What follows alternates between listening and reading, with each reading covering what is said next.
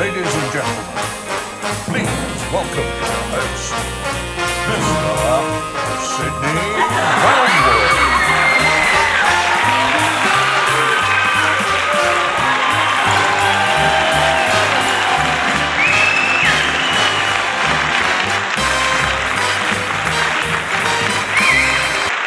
Thank you. No, thank you. Oh, you're too kind. Hello, good evening, and welcome to this, a very special edition of the TooFatLardies Oddcast. Because tonight, ladies and gentlemen, we bring you a first for the Oddcast. Yes, tonight, we can truly claim that the arms of lard span the globe as we bring you a broadcast from the UK with a live link down under to the land of possums, Kylie, shrimp, and Castlemaine 4X. With me today are the Bruce and Bruce of Wargaming.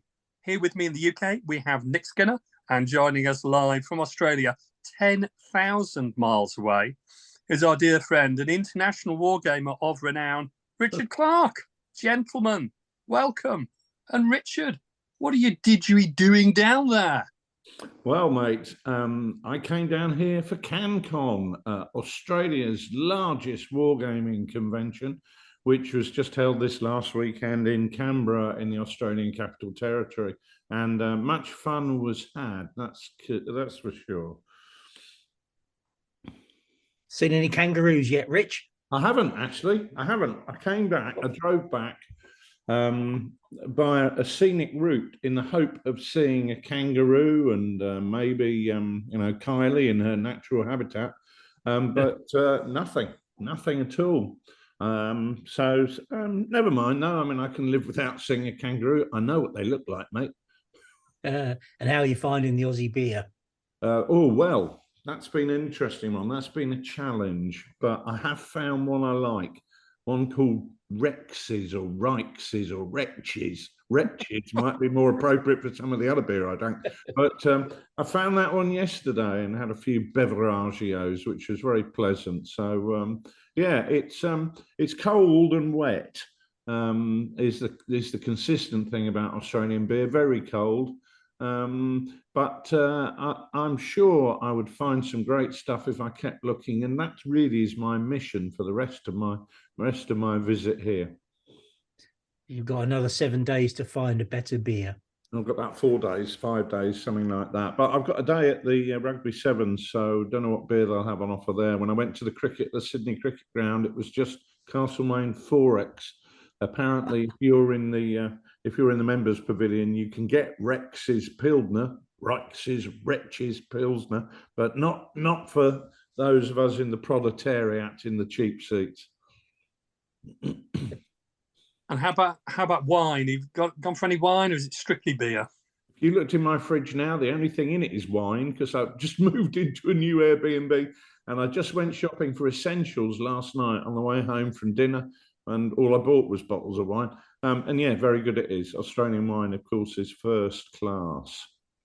And not largely the stuff we get in the UK. They keep the best stuff for themselves. That's very sensible. Excellent. Well, we'll look forward to hearing more about your exploits later, Richard.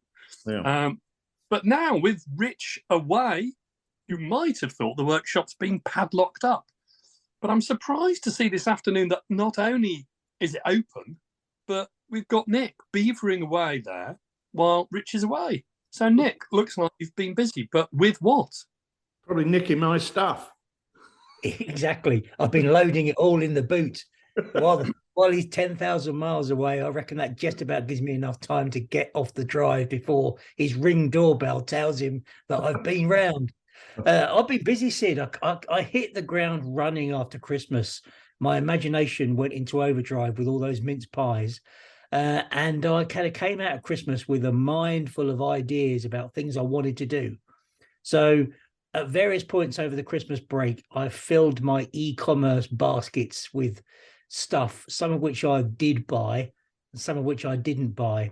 Some of the things I didn't buy included nearly 300 quid's worth of Baron's War miniatures. I was so inspired by Jeremy Short's article in Lard magazine about Robin Hood using ducks Britanniarum for Robin Hood that I put 300 quid's worth of figures in my basket, and then said to myself, what are you doing, you fool? There's too many other things you should be doing in the first place. So I managed to not do those. But what I did do is buy a whole load of Warlord plastics, because there's a whole load of things that I wanted to make. I've got the bug for the Commandos, Sid.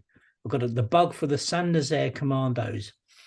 And there's quite an individual look for the Saint Nazaire Commandos, because they wear, early sort of war. They've got tin hats, Thompson machine guns, so they're not wearing the cap comforter, and they've not got the Sten guns. They've got a fairly particular look, and of course, when you paint them up, they blancoed their webbing so they could distinguish each other at night. And they went ashore in interesting parties of demolition parties and protection parties and assault parties. And the demolition parties were armed only with Bergen rucksacks and pistols. And the other guys that went with them, the protection parties, had Bren guns and Thompsons. So I wanted to try and make these. And I thought the best way to do this was using plastics. But to get the right mix of plastics, I needed the right tin hats. I needed the right bodies and the right weapons. So what I've done is I bought a load of 8th Army, because 8th Army got the right hats. I've got the Commandos bodies, because they've got the right webbing and the right packs on. And they've also got Thompsons. And I also bought the late war Canadians, because they had some more options in terms of arms and hats as well. So I ended up buying 3 packets so that I could then build some stuff with those. So I've been really busy building demolition teams and protection teams and the assault teams that go with those. But also, not only that, but I thought, actually, I'm going to fill the other gap while I'm going these plastics. I'm going to fill the gap in my airborne. So I wanted to get some Polish airborne, and spurred on by the conversation that Richard and I had with Mike Peters on the ops room, which we'll talk about later. I wanted to make sure my glider pilots were well represented. So I used the Bergens that were in the Commando pack, along with some Bergens that I got from our friend Fraser Mack, to create some glider pilots with Bergens, because glider pilots are an interesting support option for British Airborne, because they are a ready supply of junior NCOs that were quite useful around that perimeter. So I've been really busy making stuff out of all of that and putting it together, different bits from different packets, and making some grotesque and some not so grotesque figures. Oh, but also I also got hold of a copy of I think it's called the 0200 set, 0200 hours or something. I think it's called the game that's out there, and it comes with rules and figures. Anyway, the figures have got some nice commando options on them, also with Bergens. So I've actually used quite a lot of those figures as well, because they actually go quite nicely with the Warlord. They kind of fit on the heads and legs and arms, go okay together. So I've been busy doing all that kind of stuff. So it's been lots of fun with the glue. I've glued my fingers together, done loads of stuff with plastic, Sid. I can't remember at Saint Nazaire whether the commandos are accompanied by naval infantry as well. I can't remember if none of the sailors. Well, there's sailors on the boats. Yeah, but most of them got shot up in the water. Of course, it's it's a fantastic story that's really bitten me over Christmas. Even more. It's a great story, and I think I put the book in. There's various books on the raid, aren't there? I mean, there's one which I think with the Avalon Hill Victory Games board game during about this time last year. But there's a couple of good books about it as well, and it's very interesting how they plan the raid. It's a very interesting and quite reasonable documentary by Jeremy Clarkson on YouTube, actually, where it talks about the raid, and it's well worth a watch. If you Google Jeremy Clarkson and Saint Nazaire, you'll no doubt find it, and it's a really good way to spend 3/4 of an hour. I have to say, I really enjoyed watching it. It's good fun and really inspirational. So I've been doing dockyards as well, thinking about how we're going to do a dockyard and how we can use perhaps some styrofoam boards to make the quay side and use lots of existing factories and stuff. So I'm got a bit of a bug for that at the moment, which I shouldn't be, because there's other stuff I should be doing. But sometimes you have to go where the love takes you, mate. Definitely do. So, Rich, did you get up to anything before you went to Oz and in the workshop, or mainly just if your I trip? I can't remember it. Oh, I was making some palm trees, some palm tree groves, which is very, very simple actually, because they're basically palm trees without any scrub or anything else underneath them. So it's just the type of thing you would imagine at the rear of a beach with lovely palm trees that you can stroll through. So technically, in terms of modeling skills, it was pretty bloody negligible, but I just wanted to dash that out before I came away. But yeah, so not a lot, nothing that really has any value. The other thing, Sid, that I've been doing is that bit of family research that we mentioned last year. I said I was trying to research my wife's grandfather, who was we knew was served in the Korean War. And I've managed to find out now a few more things about him. We know his service number. We've managed to work out from his service number that he was in the Royal Ulster Rifles and that he did go to Korea in 1951. And then we managed to find out the date on which he was taken prisoner as well, which I think the 4th of January 1951. So he was taken prisoner, ironically enough, in just about the first action that they had out in Korea. So the kind of big battles of Imjin River and all that kind of stuff, he missed all of that because he was already in the bag by then. But trying to uncover a bit more about his history has been fun. And we also know that he served in the Second World War, with rumours being that he was in air landing. And of course, Royal Ulster Rifles were air landing as part of 6th Airborne at some point, I think. So we're starting to uncover bit by bit a bit more about that family history, which has been quite interesting and fun to do. That's interesting. My first boss in the Korean War, and it's a very, very nice guy, bit of a heavy drinker. But yeah, he was on national service and he was sent out to Korea. So Dave Stephen, was 80 years old and he was sent to Korea and right in the thick of it, which is like astonishing, really. You can think that somebody was doing that sort of thing at the age of 18. But a lasting memory for the people who were there, and sometimes unfairly forgotten, as from a personal point of view and from a military point of view. Some very, very tough actions over there. Yeah. Interesting, because I was talking to Len down here about the Korean War, because it's something he's particularly interested in, and he was talking about putting some stuff together for Chain of Command in Korea. So your timing could be immaculate, chaps. Yeah, it's really quite interesting. There's a very good book I've got by David Truesdale. Now, David Truesdale has written the history of the Royal Ulster Rifles, but he's also written a really great book about the collapse of the 4th Parachute Brigade at Arnhem. So he's somebody whose writing I really rate, and I can't wait to get my eyes into that book a bit more thoroughly than I have so far. That's excellent. Well, I've been continuing doing various Japanese miniatures and musketeer miniatures for the various Flashing Blade games. That's been good fun. Been doing some terrain Bonkers, I think it's called, Sid. Yeah. It's not called Bonkers, as we all know. It's called When the Last Sword is Drawn. No, it's but not. I've been doing. That's ridiculous. It's Bonsai Bonkers. It's not its name. Anyway, let's move on from that. So really enjoying painting those up, and you'll see those when you get back for a game. Unfortunately, the game which I had planned last weekend, I couldn't go to for various domestic reasons. But I've been doing some more terrain, which has been good fun, some more 3D prints. And I've been trying out some new paints, some new metallic paints. The Buddha that you bought me, the resin print, 3D print of Buddha, is really nice, but I painted it with some new paints called Dark Star metallic paints, and they've been absolutely great. I got a recommendation off Twitter relating to these. And they're a new they're acrylic paints, but their speciality is metallic paints. They've got a really nice range, and they're very nicely flowing paints, almost a little bit like those Vallejo air paints you can get, but a little bit thicker. So I've really enjoyed using those. Is that a nomination for best bit on the bench then, Sid? I think so. Yeah, it's an early nomination. You can get them from various third-party distributors and also from Darkstar. I've gone for the bronzes, and bronze is one of those sort of colours that I thought worked pretty well with that sculpture. And they do triads, a little bit like foundry paints.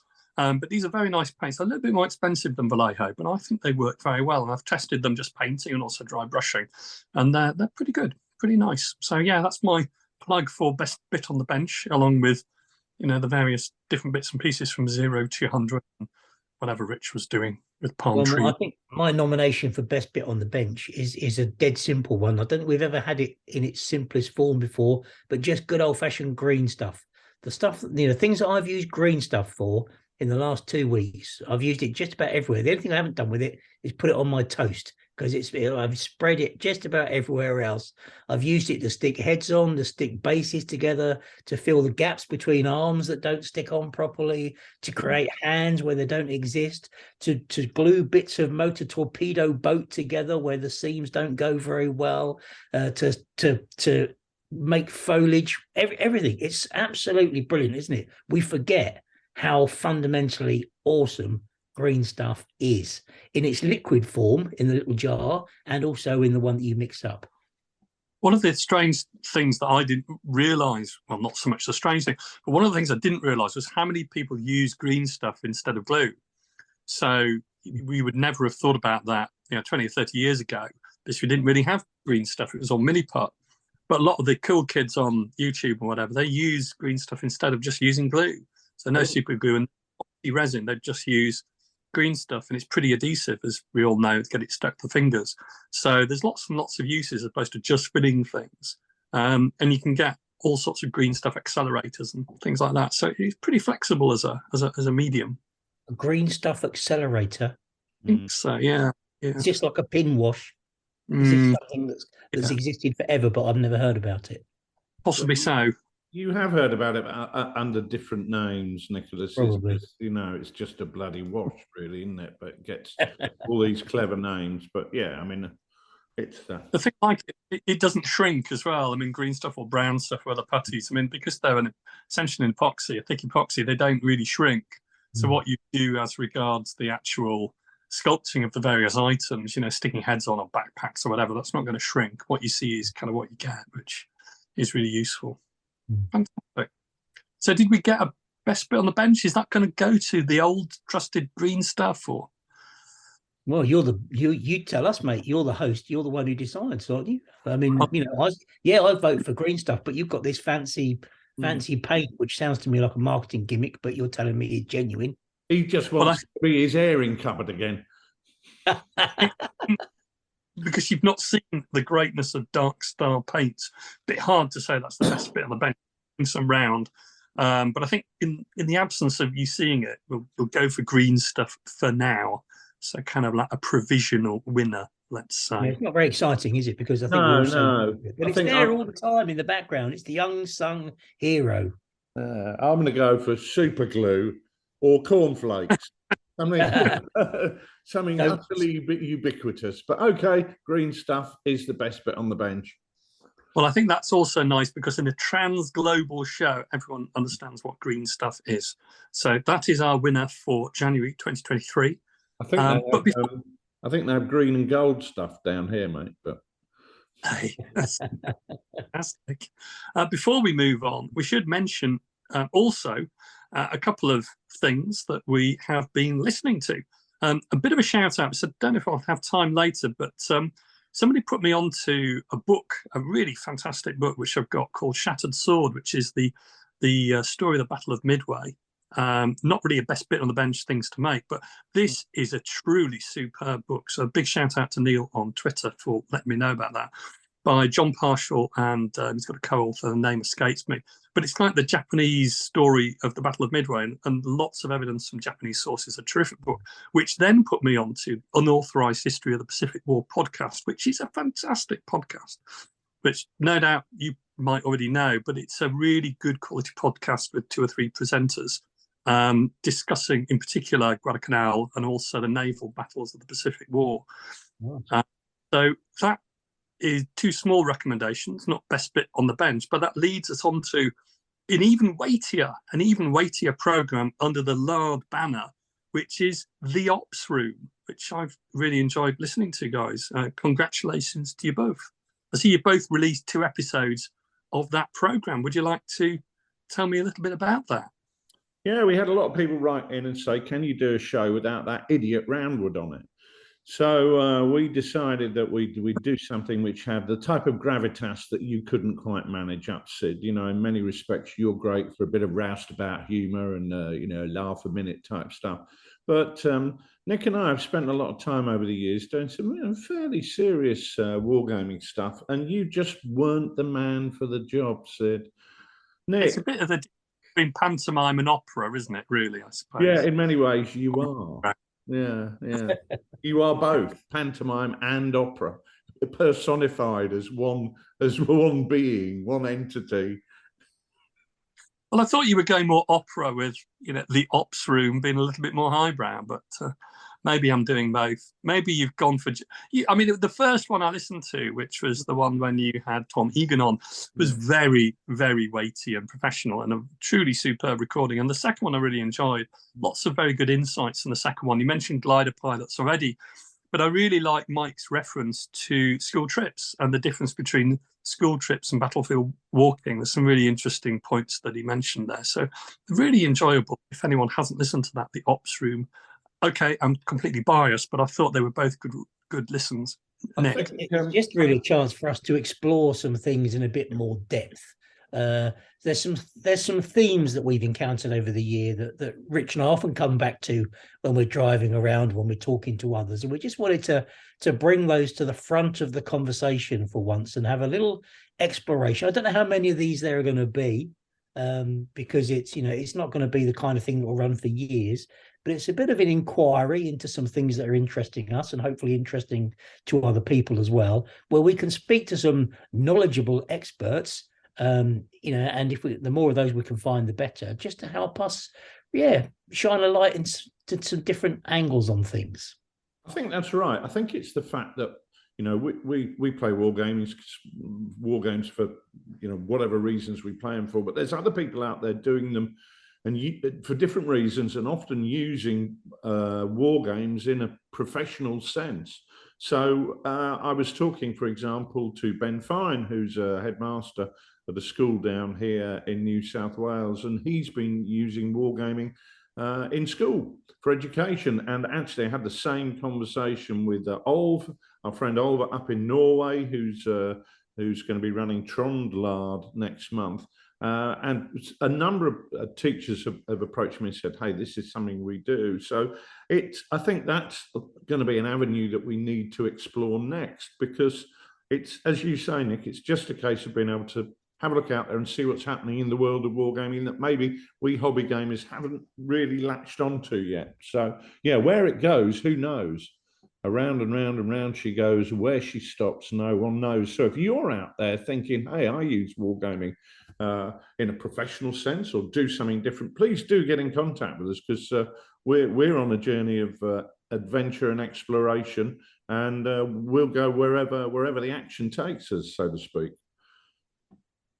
Yeah, absolutely. It's been fascinating so far. We look forward to having some more in-depth and interesting discussions. So we called it the ops room because we thought that sounded a bit more highbrow than the Oddcast.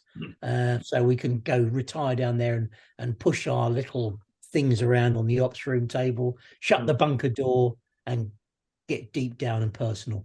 I really like the professional level of the hosting on that show. I think it's just gives a bit of contrast and sets it aside from the Oddcast.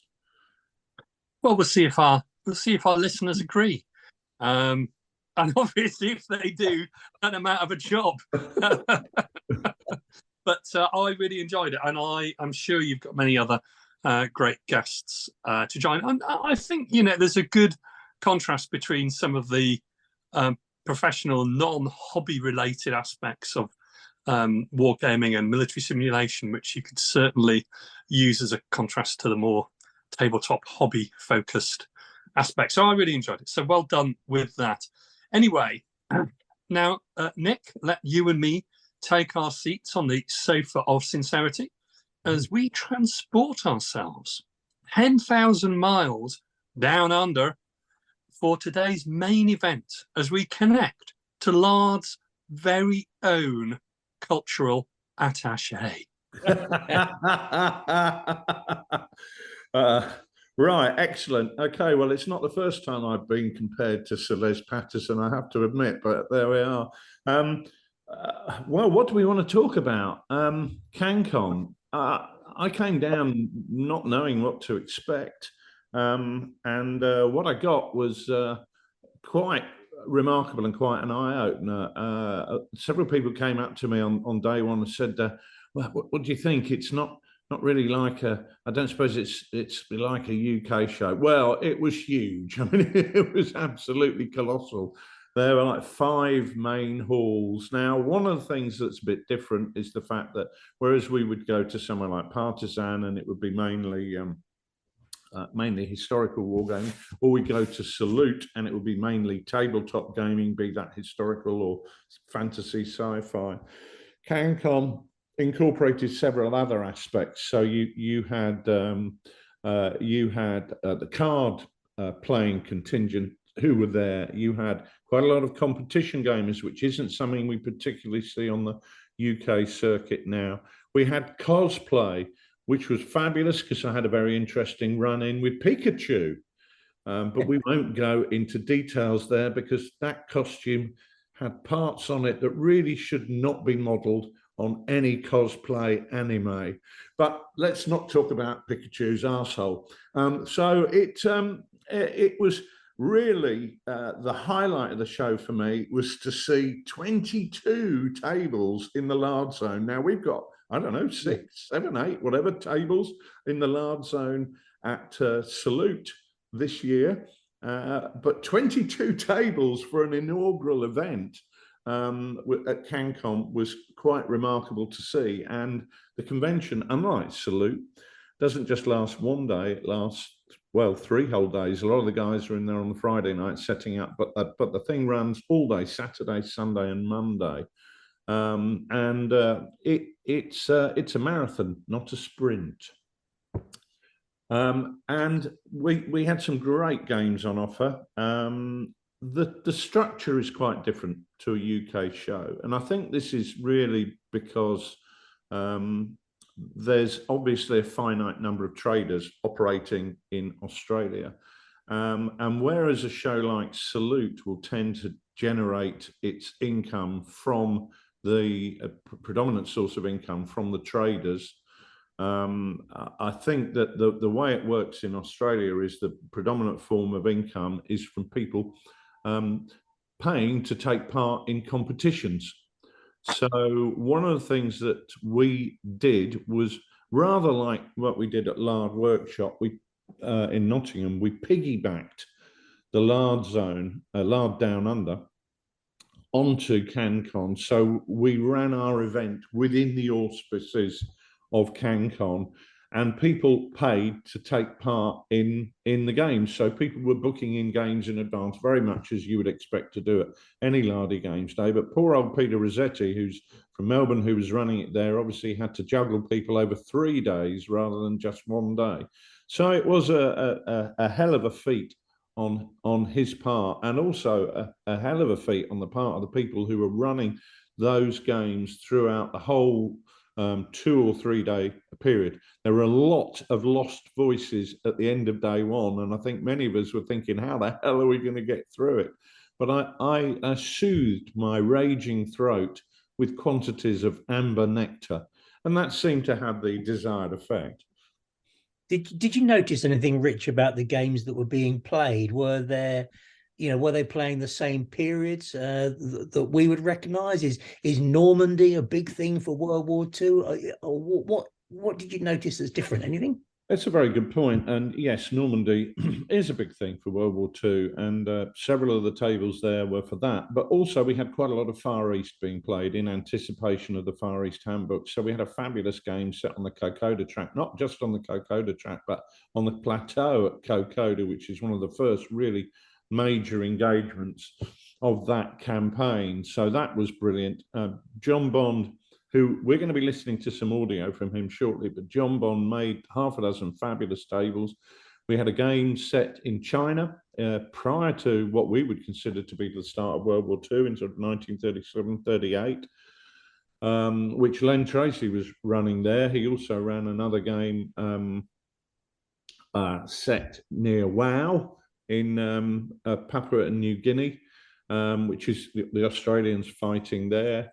We also had, I'm just racking my brains to think exactly what we had. We had games set in Burma in 1944, 45, or 45 with Indian Army troops pushing down with tank support. So right the way across the Far East, very well represented there. Infamy was very, very popular. A lot of games of Infamy going on throughout the whole weekend. With Jason Dickey running those, but a huge, generally a huge range. I mean, I can't name every game, but we had What a Cowboy, we had Strength and Honor, we had Sharp Practice in the Sudan, which was a superb game run by Mark Bretherton, tactical painter, who I must also thank Mark because he gave me a lift up from Sydney on the way there. So not only did he have to put up with me all weekend, he had to put up with me fairly intensely in the car on the way. But what a great job he did. Beautiful terrain. It's one of those things where less is more with a desert game. But what he'd done is he created the mat using, I don't know, cork or whatever it was on a high quality linen. And then because he was placing the terrain on top of that with waddies and whatever, the whole thing was tied together by the use of the same paints across all the bits of terrain and also across the model bases. So it really looked like a Victorian oil painting of the action. It was superb, really good. But we had What a Tanker, we had Bag the Hun, Ben Fine, as I've mentioned, was running that. You remember, Nick, Ben came to Lard Island where we presented him with the inaugural sheet of sandpaper, fraternal sandpaper. And that game looks tremendous. I saw the photos of an aerial game with terrain and ground targets. It was probably the most photogenic game of Bag the Hun I've ever seen. It really looked superb, didn't it? Because you had the whole coastline, and as you say, you had the city of Darwin there, and the Japanese attempting to bomb Darwin. So if you have relatives in Darwin who you don't like, it's the perfect game for you to blow them up. But I mean, the range of games was wide and varied.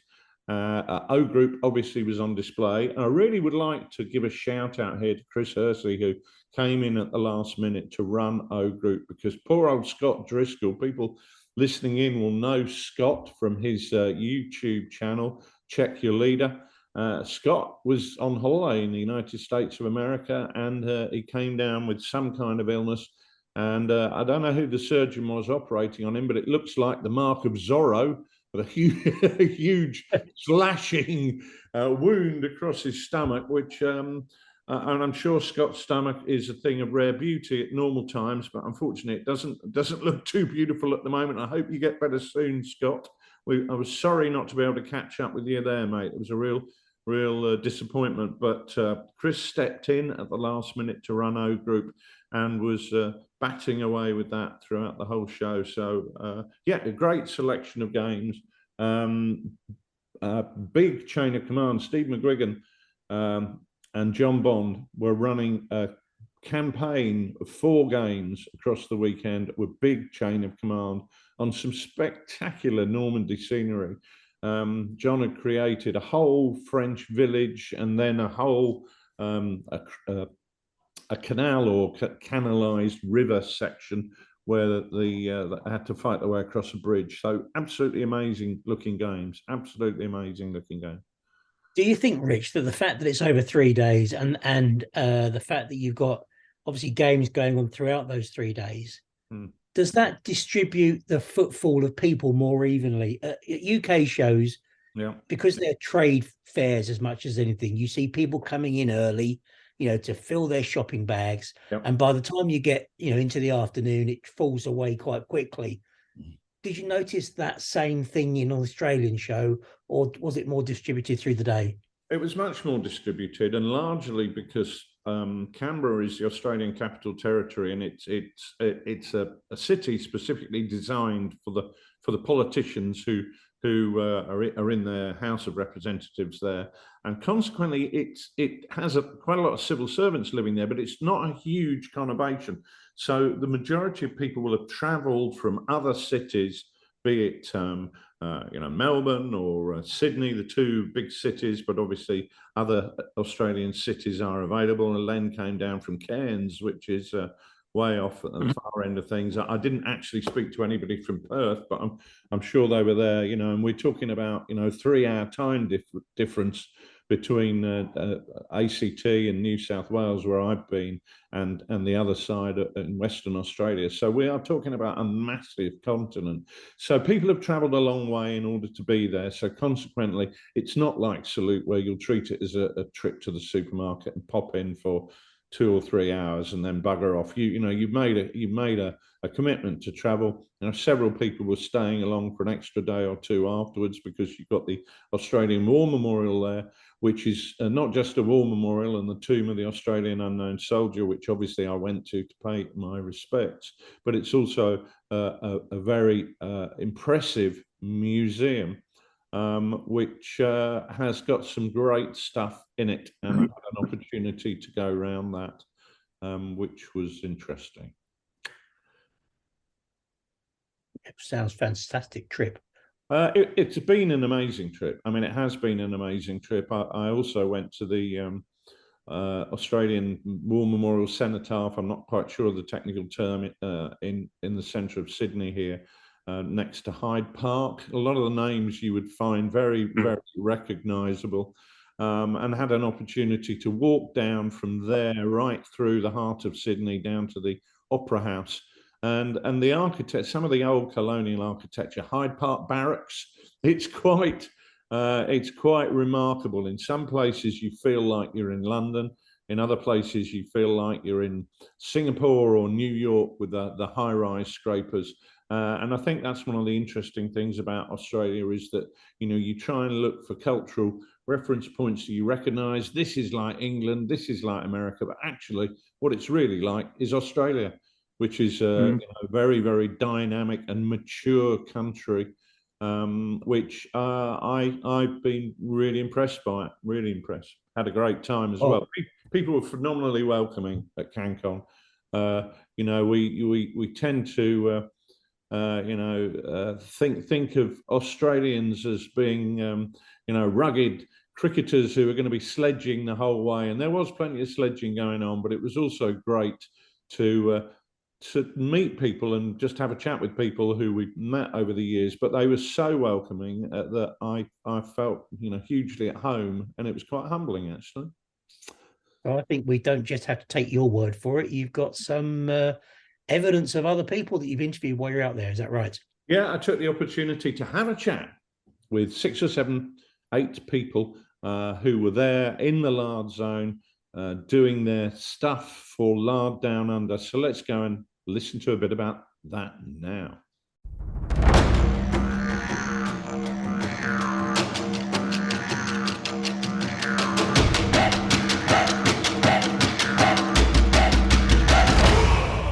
Well, here we are at Cancon in the luxury recording studio. That is the car park, with Peter Rossetti, who is the man we have to thank, or blame, depending on your perspective, for the Lard Zone at Cancon. Peter, you put a lot of work into getting something going that's really quite special. We're in the main hall at Cancon, and the Lard Zone is dominating the landscape with its brilliance. Al, thanks to you. Tell us about what's on the menu for people looking for a bit of lard for lunch. Well, hi Richard. We've got all sorts of lard. In fact, it's a lard fest. We've got multiple chain of command games, including featuring some of the new Far East supplement, which I believe is coming out at Easter. That's the one. Yes. We've got What a Cowboy, which has been extremely popular. Very. We've got Bag the Hun, where we've got Zeros being chased by Kitty Hawks, or Kitty Hawks chasing Zeros at Darwin. Yeah. And that's been a game of several halves. It has. 1 minute the Americans have got the upper hand. The next minute they've got the sea looming large in their perspex windows. For some reason, everyone was trying to bum Darwin. I don't know what's going on there. We've got the Great Big Napoleonic Game, which has been going well, which is a set of rules in development. Yeah, they've been speaking to JP about that. So they're going gangbusters. We're getting great feedback on it, and we've got 6 or 8 people aside, and people running brigades and divisions, which is great fun. And your own Cold War game, which is people lining up to play that. They have. I've been batting them away, Richard, batting them away. In fact, the only thing that's kept the swarms from overwhelming has been you wandering around, because the swarm has been following you around Cancon. It's been sad to watch the groupies flinging themselves at you. I know, it's a problem I always have to deal with. But let's not focus on me, mate. Let's talk about some of the other games. I mean, how many tables have we got in the large zone? We've got 22 tables. Jesus, no, really? We have. They vary from 6x4 to 8x6. Right. And one that's 18 by 4. Right. So a lot of the games are multiplayer. Right. And the terrain. How good's some of the terrain? Amazing, isn't it? John Bonham, you just, honestly, I mean, several people, it's been quite sweet, actually. Several people have come up to me and said, how does it compare to a UK show? And I think they're expecting me to say, oh, it's bloody awful. But actually, you will not see better terrain anywhere in the world than John Bond's, and it's all hand-built. It's absolutely amazing. It's fantastic. And Jason and Andrew have done a great job with the jungle terrain. And in fact, I was just looking at the Kokoda Plateau game, which is a 6x8 table, and they've done the plateau really a good representation of what it's actually really like. is, because I've never actually gamed the action on the plateau there, and it's instantly recognised. Absolutely. I said, oh, that's where the memorial is today. And the bloke looked at me like I was a lunatic. Well, that's not because of that. But it was brilliant to see them actually fighting that really first point of contact. Absolutely. With the Australians had withdrawn and then realised the Japanese hadn't taken over and went back. Did you notice the crashed aircraft in Rescue the Officer, the boomerang? Yes. The boomerang that's not going to come back. It's a boomerang that's crashed into the Burmese jungle, and they're having to try to rescue the officer. That looked fabulous. Fabulous looking game. And of course we got Len coming down with his jungle expertise. He did. In fact, he's been, have you noticed him crawling under the tables? He melts into the environment instantaneously. Swinging through the trees as well, mate. That's his infantry background. He naturally does that.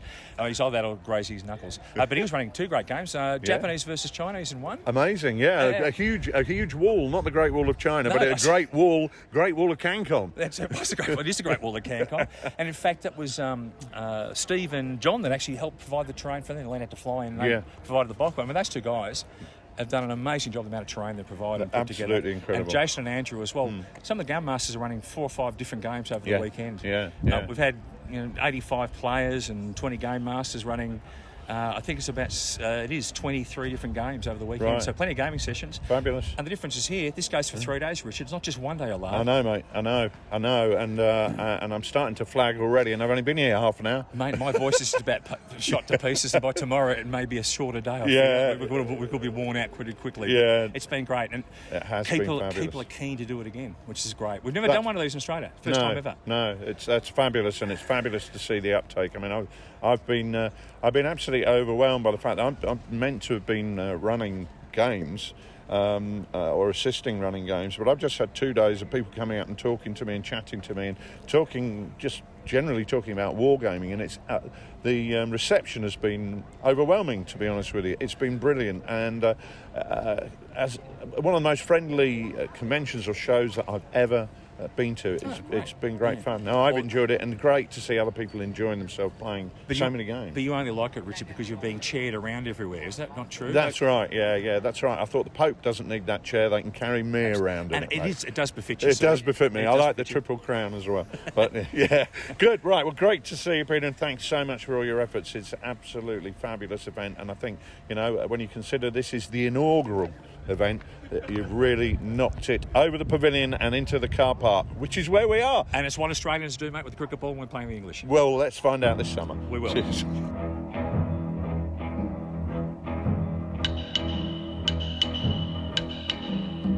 Right, here I am. I'm here with Frank Sultana. Frank, you've been running a game this weekend here at Cancon. What a cowboy. I'm not you, mate. I don't mean that about you. I mean, you've been running what a cowboy.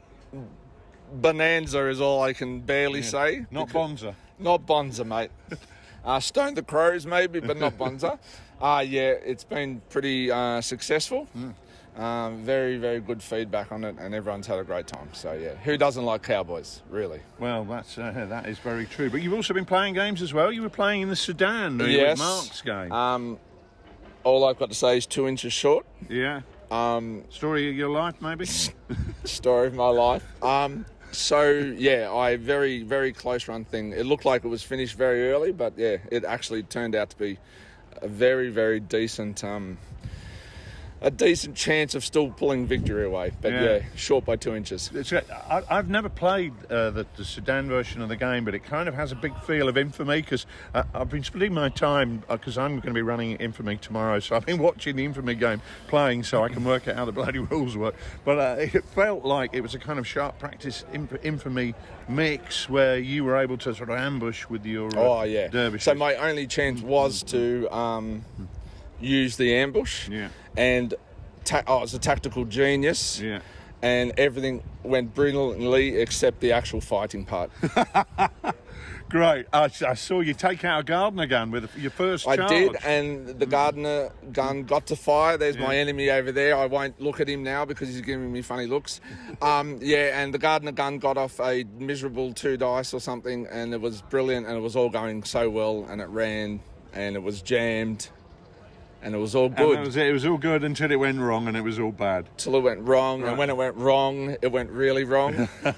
Frank, thank you very much for joining us here on the Oddcast, and thanks for running the games over the weekend, because I know people are having a great time here. It's a great atmosphere, isn't it? Great. It is. It's actually really, really good, and this is my first Cancon, believe it or not, because I've only come to see you, Richard.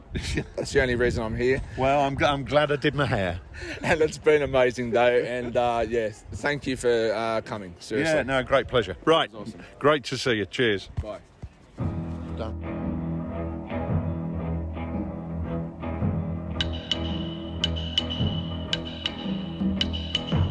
Well, I'm here with 2 veterans of the Lardy scene. This is take 2, which is why I'm laughing. Right, and I'm here with the 2 veterans of the Lardy scene in Australia, which is Steve McGuigan and John Bond. And these guys really have gone above and beyond, as always. John, your models are absolutely famous on the interweb, and you've done a phenomenal number of tables here today, some of them shifting around and changing shape on different days. How many individual tables have you been responsible for here today? Well, I've done 1 to 6 tables. Yeah. That's normally what I usually do for events, 6 right, tables. 6. Well, that's more than 5 more than most people. Steve, you've been running a lot of these games. What games have you been running here at Cancon this time round? Well, this time round it's big chain of command. Yeah. Righto. And water tanker, a couple of what we call big bash water tankers, so multiplayer, big numbers of players. Good. 28 mil, Yeah, 28 mil big bash. So it's been good for that. Yeah. But helping John with his stuff, and helping also Len with his jungle tables and things like that, which has been good too. Yeah, and you've kind of been running a campaign on the big chain of command side of things, haven't you? Trying it out, Dived in the deep end to see if Big Bash could be campaigned. So we did 4 interconnected Big Bash games. Yeah. Basically, we did it so a modified probe to push in the outposts. Yeah. And then they had to wait for the reserve company to come up and take over. Right. Surprise, surprise, it didn't turn up. So they had to take the fight into the village. Right. So it's a bit like the bridge at Remagen type thing. Rushing through the town, get into the bridge, see if you get the bridge before it goes up. Right. And a fabulously made bridge. You know, one of the things I was saying to some guys yesterday was, you see wargaming bridges and they're 6 inches long. This one looks like it's more like 6 foot long. It's not quite, but it's a really impressive bridge. And I think, John, you're famous for scratch building your terrain, and that gives you an opportunity to really build things to a true scale, if you like, in terms of it's not just that. The river on there looked remarkable. Was that one of your creations? How did you do that? Well, that's actually quite simple. It was just a plastic sheeting. Right. I flipped it over. You can just get it from a hardware store. Or, Bunnings, we've had them in the UK. Bunnings? We did, they're only for a year, then they sold out. But we know Bunnings and love them. Well, something equivalent to Bunnings. Just go there, get a cheap, really... Well, depends what effect you want. If you want a ripply effect, you get a thin plastic. Right.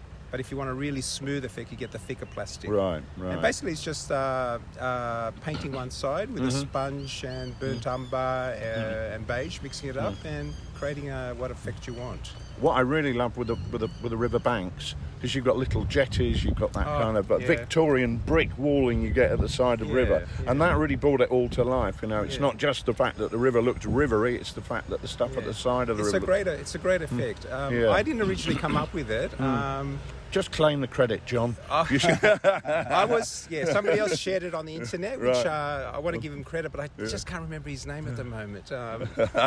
Well, he can bask in your reflected glory, mate. But one day I'll do a post about it and I'll find his name and give him some credit for brilliant, it. because it really looked good. So I know you had loads of players. How many players were you up to on each of those games? It looked like a whole football team.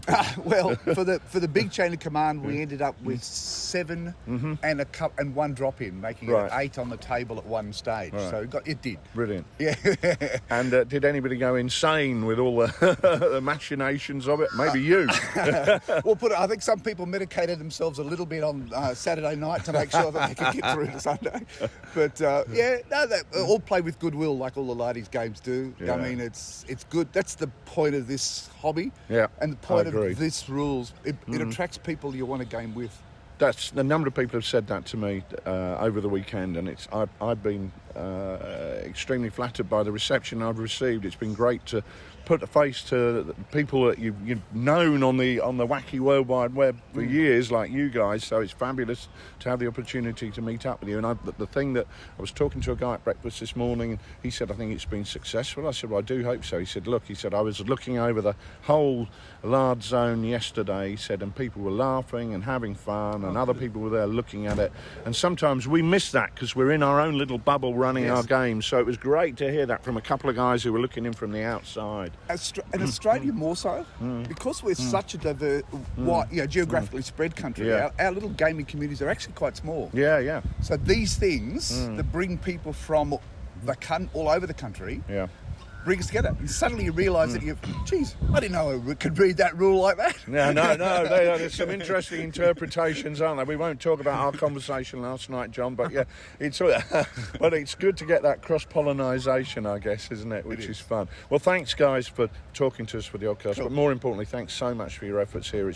I think it's been a fabulous few days. I'm losing my voice more and more by the minute, and I'm meant to be running a game of Infamy in about an hour's time. But thank you for making it such a special event, guys. Really great to see you, and really great to see everybody having a good time. Cool. Yeah, thanks for coming out. Thank you. Great.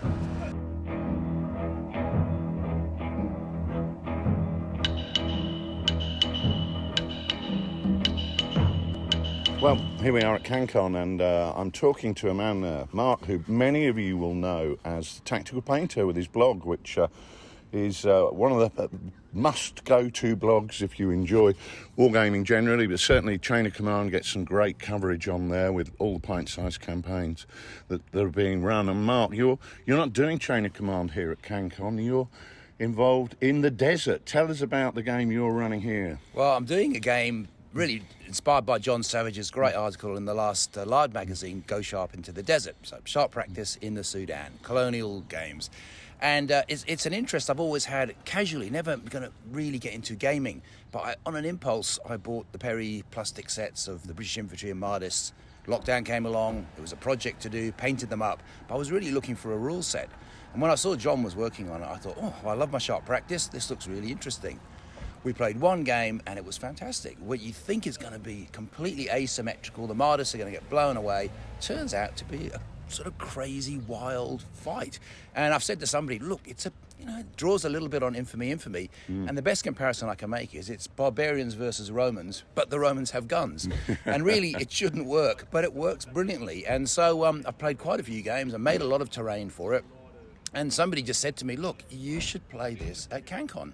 And a number of other people said, look, I'd love to do it. And sure enough, it got filled up really quickly.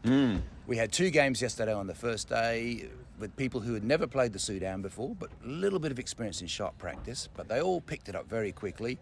2 very close games, 1 Mardis victory, 1 British victory. Nail-biting, everyone enjoyed themselves. You really couldn't ask for more. Yeah, it was the talk of the town in the pub last night. Talking of which, we went to Canberra's oldest pub, which was a remarkably attractive building, and we had a great evening there, and people were really talking about it, not just in terms of how much fun they'd had, but also the beautiful terrain that you built, which we're going to be having some photographs with alongside this conversation. So well done, a job well done, and you've got another full day of that today, I guess. Absolutely, and if you can pick up in my voice, I'm a little bit croaky, so a mix of talking all day gaming, talking all night in a noisy pub to a group of gamers. Lovely to meet new people who I've never met before, people I've only met online. It's a wonderful community. Look, it's a large community. Now, Cancon doesn't normally have participation games on this scale. It's very tournament focused, which is great for the people that like it. Yeah. But we've got a group of people here who've really just come for the love of the game, the chance to try a whole bunch of different games, and it's wonderful, as you found yourself. Yeah, really fabulous time. I mean, I famously don't like wargame shows, which is odd in my job. I much prefer the Lardy Games Day format, but this kind of combines the two, and it really was a great time. So, yeah, brilliant. Well, thanks for talking to us, Mark. I'll look forward to seeing your game played throughout today. Thank you.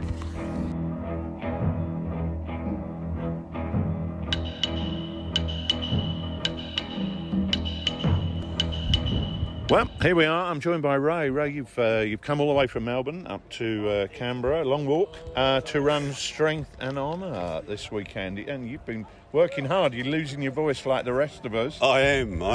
How's it gone? How's the game gone? It's amazingly, all the figures are made out of beech wood, aren't they? Beech, yes. The bases and the figures. So non-MDF material. So Aussie company down in Victoria. Yep. So he's moved from Bendigo to Wodonga. Laser cast, and he's done a superb job, and he's getting a lot of accolades by players and observers to the game. Yeah, it absolutely looks beautiful. The game looks fabulous in that 2mm scale. Really, really beautifully presented. And I guess you've had a lot of players who've never played it before. We've had probably 60%, 75% of the players have never played before. They've either got the rules or they're thinking about buying the rules, which is now in their mind, they've actually said, we're definitely buying the rules. They've sold out today, I believe. I understand so, yeah. Which is great. And what battle have you been playing? Well, it's one of Mark Backhouse's scenarios from Bibracte campaign. Yeah. And it's this third scenario. So we've played all this between what I've played up here in Cancon. I've probably played it about 14 times. Right. So I'm but what's amazing is the results are so different each time. Yeah. And this last game was an absolute slogfest that went for 3 hours, whereas the first game we played went for about an hour and a half. Right, yeah, it's a complete contrast. One of the things I love about Strength and Honour is it's a bit like chess. You've got to think 3 moves ahead. Absolutely. You can't just think, okay, well, this is what I'm going to do, because you need to see what the consequences of those moves are down the track. Yeah. No, fabulous looking game. And are you still running this for the whole of the weekend now? I finished today. Right, so thank God for that. Back home to Melbourne tomorrow. Right, okay. You're flying back down, are you? Yes. Yeah, right. Yes. Well, good luck with that. Thanks very much for coming along and running those games. What do you reckon for the inaugural Lard event? Fantastic. It's been great, hasn't Fantastic. it? I hadn't realised until Peter told me it's 20-odd bloody tables. It's an amazing set of tables, and some of the terrain setups by the guys playing the various other rule sets from the Lardy stable of rules are just superb, absolutely superb. And I think that's the main feedback that we're getting about. Absolutely right. I mean, I've had a number of people ask me, how does it compare to the UK? You know, those tables that John Bonner's put together, you will never see better tables anywhere in the world. Unbelievable. Yeah. He's put so much work into those. Yeah, absolutely right. Well, brilliant. Thanks for coming along, Ray. Really enjoyed meeting up with you and Pleasure. all the guys. So thanks very much again for your hard work there. Cheers. Thanks.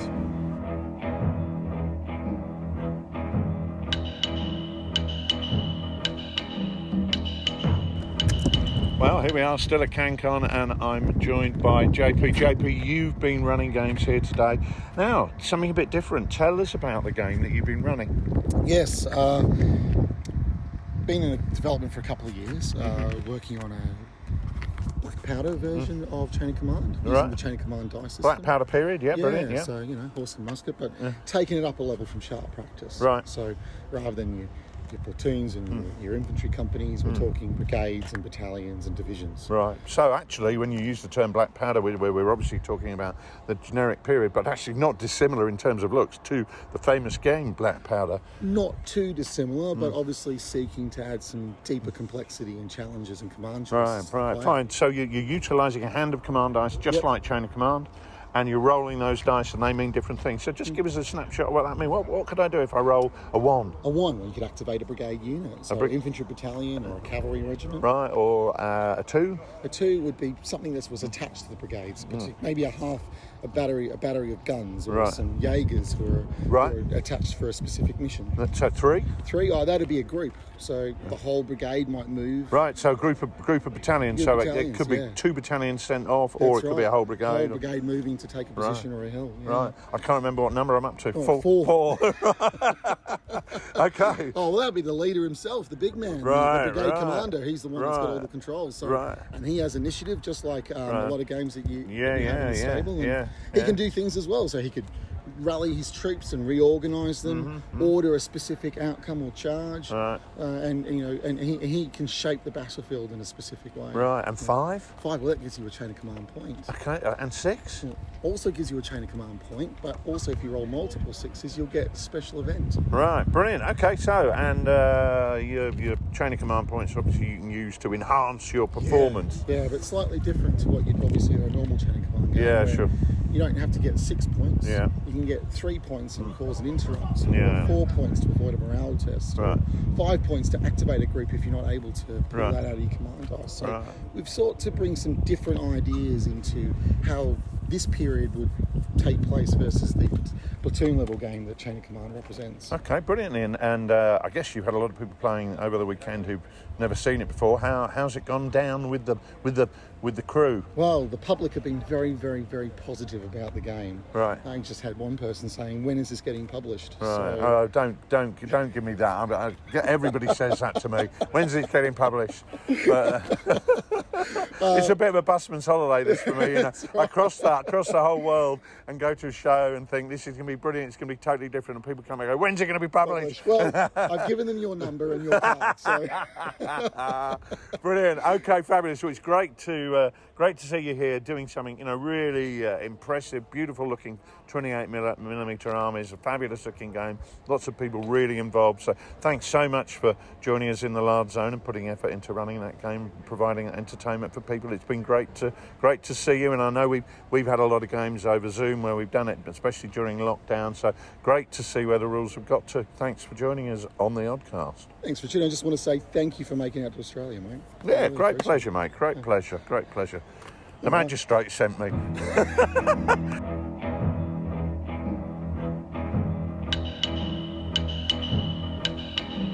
Well, I'm here with Jason Dickey. Jason, you've been playing a very, very major part at Cancon here this year, standing at the crease, running games, really, from the first ball right the way through to the last. You must be absolutely exhausted and losing your voice. I certainly am, Rich. I think I don't think I've carried a bat through a scenario before a whole Cancon before. Yeah. Well, we were running Far East Chain of Command, and for yesterday we did Infamy, and we're doing Infamy again today. Slightly bigger games. We've got more players. Infamy seems to be really well received. We had 8 players yesterday, 2 games. One was a raiding mission by the Britons today, and then the Romans escorting someone off. What was a nice thing is we had 4 guys yesterday, and one at the end of it got up and he said, "I've never sat down and played a game for 3.5 hours and had so much fun, and there hasn't been an argument." He said we've always gone really well.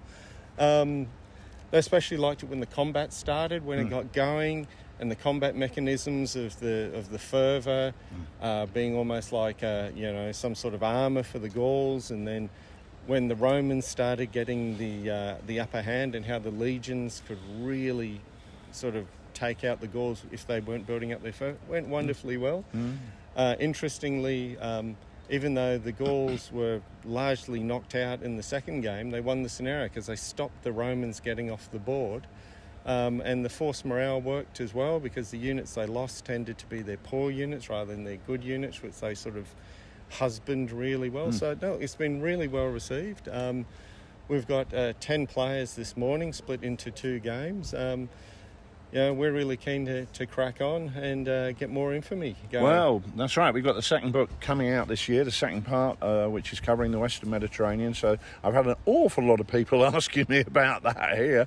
And so, given me the impetus to get that done. The Far East Handbook very much coming to an end now. So keen to move on with that. What I think is interesting about infamy, and I think it's been good to see new people getting their teeth into it here, is the idea of balance between the Romans and the barbarians, and the fact that if it's quite possible to lose, for both sides to lose, if they don't play to their strengths.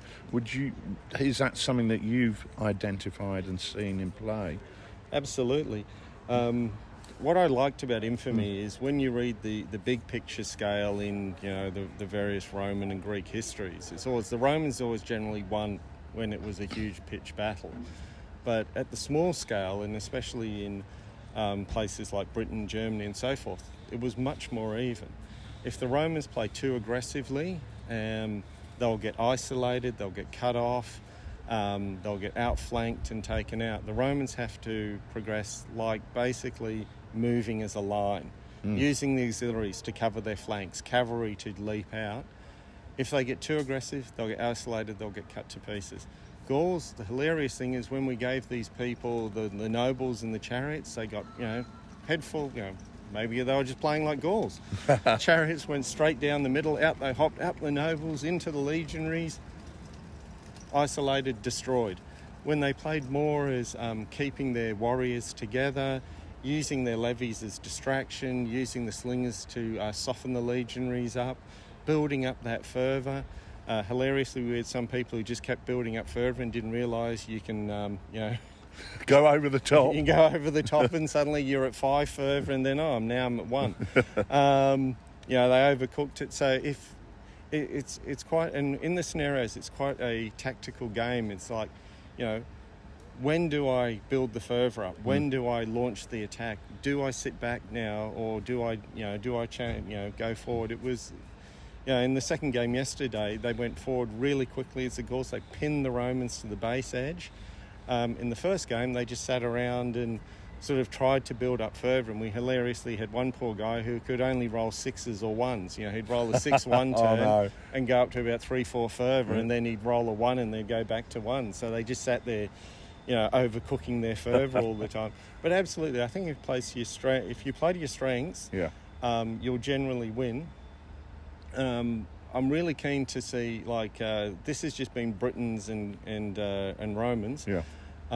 I've played with some of the other races. I think Germans are the most dangerous. Yeah. Because you can generate the fanatics out of your war bands, and they scare the crap out of the Romans.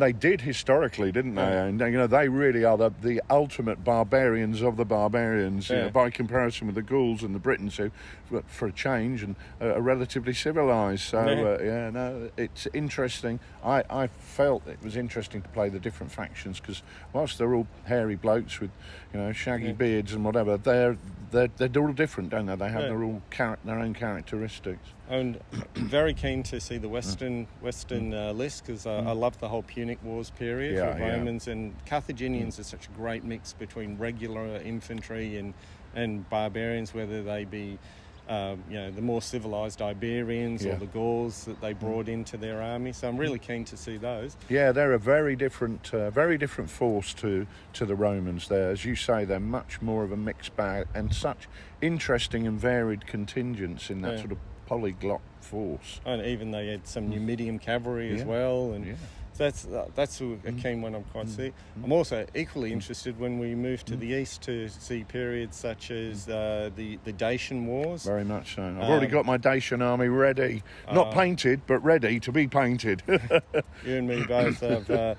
Because the Dacians have the Flaxmen, they have the Sarmatian cataphracts, they've got the Allan light horse, and so again that's whilst they're all barbarian types, they're a really good mix. They're very varied, aren't they? And they can be very frustrating for the Romans to fight against, because it's not just line them up and bash you over the head. They're a bit more sophisticated in the way they operate, as you say, because of that variety. Well, thank you very much indeed for all your hard work this weekend. You really have played a fabulous innings. So let's hope that's not repeated in the Ashes series this summer. But so thanks very much indeed. And it's been great to put faces to names, and it's great to meet you after all this time that we've kind of spoken on the worldwide wacky web. So thank you very much indeed, Jason. Always a pleasure, Rich. Thank you very much. Cheers, mate.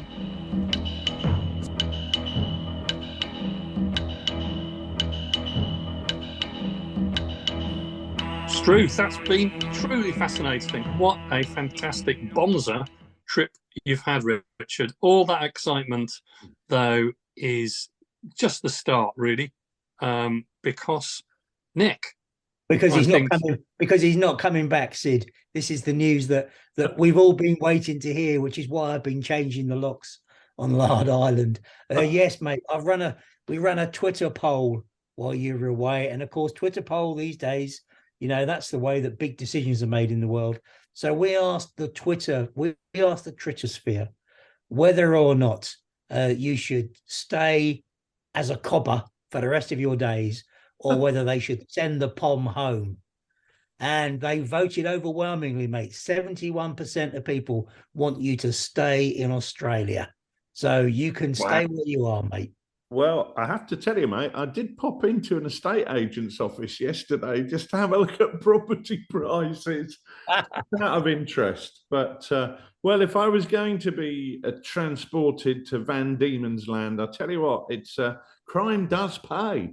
I've been looking at the beaches here. They're some of the best beaches in the world. I've been going around the supermarkets, taking pictures of the food to send them to my wife, just to show her the quality that we're missing out on. It's a hell of a country. I've been hugely impressed. And as you may well know, my daughter moved down here about 5 or 6 months ago. And if I were a young person, and sadly I'm not, then I can fully see what the appeal would be. You're going to be breaking the hearts of many of the Twitter sphere. But at the same time, if you're going to be staying there, I'd not really like to take chances on the Australian beer industry. I imagine that would be drunk dry, although their profits might be up. Well, anyway, I think that's probably been enough excitement for one day. And sadly, we've reached the end of our satellite time slot for tonight. So Sid, we should mention, hot off the press, breaking news. We should celebrate Henry's success. Our dear old mate Henry's got a gong. Have you heard about this? I did see something on Twitter to see that he has got the Légion d'honneur. Yes, he's the HMS Legion of Honor, not HMS. What are they? HGMS, HMGS, SMG. What are they, Rich? Anything you like, mate. HMGS, Historical Miniatures Gaming Society of North America, have awarded our friend and yours, Henry Hyde, the Legion of Honor, where he joins a merry band of wargamers who have been lucky enough to receive that award. And certainly, I think that shines a light on Henry's contribution to the hobby as a whole. Absolutely. Very well deserved, Henry. Very well deserved in some illustrious company going down that list. And some not so illustrious company, such as me. Yeah. So will you have to bare your nipples to each other when you meet? We roll up our trouser legs, but actually here that's not a problem because I'm wearing my shorts. I'm sure you are. Yeah. You don't need to prove that. We'll take your word for it. Well, we don't want to be seeing even on an audio podcast. Certainly I don't want to be seeing that from the luxury of Lard Island. But anyway, so I think we probably want to call time on the Antipodean adventure before we start examining your knees, Richard. It sounds like it's been a real ripper. I know you've had a great time, and I hope our listeners have all really enjoyed hearing about it. Thank you, and safe travels back, mates. Hope you make it through customs and don't end up being searched vigorously by the Border Force. That would be terrible. And as the days here in the UK get slightly longer, the light starts to shine on a busy calendar of Lard. So this year, even more Lard events in the calendar than ever before, and we'll be sharing the stories of all of them through the Oddcast. So, Nick, which is the first that we have just around the corner? Well, mate, the first one, I think, out of the blocks is the hardcore Lardies from across the Arctic Circle are going to be gathering in Trondheim in Norway for Trondelard, which would take place on the 4th of February. So that'll be the inaugural session. Oliver Klopp. How do you say Ol's name? Because I would get it wrong. I don't say it because it's too complicated. Oliver Kronkes is the host of that. Yeah. And that promises to be a sensational event. I really wish I could go. I did mention it to my wife 2 or 3 times, but just not possible. I love the idea that if you're going to hold a Lardy Games Day in Norway on the edge of the Arctic Circle, that you do it in February. Yeah. That really sorts the men out from the boys, doesn't it? That's why I say hardcore. You've got to be hardcore to be at that one. But then we've got Hearts of Lard in March, and then they start to, sort of occur with a worrying frequency after that. I think they're every other week, pretty much, as we go through into the summer. There's certainly a whole schedule full. Well, I think it is on the TooFatLardies website under events. We've got February the 18th, which is Winter Wonderland in Bristol. Yeah. And as you said, there's Hearts of Lard on March the 18th, which is just near Watford. We're not going to read them all out, but they're all on there. And so it's a packed programme already, looking forward into the springtime of 2023. And all of those look to be fantastic events. We'll get, I'm sure, to as many of them as we can. And we've got some more exciting events lined up that are still kind of in discussion stage, really, but hopefully we'll have some more exciting things to share as we go through the year. Yeah, very good. Well, I think my main priority at the moment is to get back before I get snatched by dingoes. So as long as I can do that, this year should be a very, very busy year, and we can look forward to loads going forward. Yeah, and I think in addition to the actual Lard events, we're going to be at various shows. So again, it's all on the TooFatLardies website, but the first one, as you've already mentioned tonight, Richard, is April the 22nd in Salute, which has a full Lard zone. So I'm sure that that's going to be something we all look forward to, because we kind of missed out a little bit last year on that. Good stuff. Okay, great. Well, all that remains is to say fair dinkum, I think, as we turn to Roger Barraclough and the gang and say, take it away, Roger. Good night, everyone. Good night.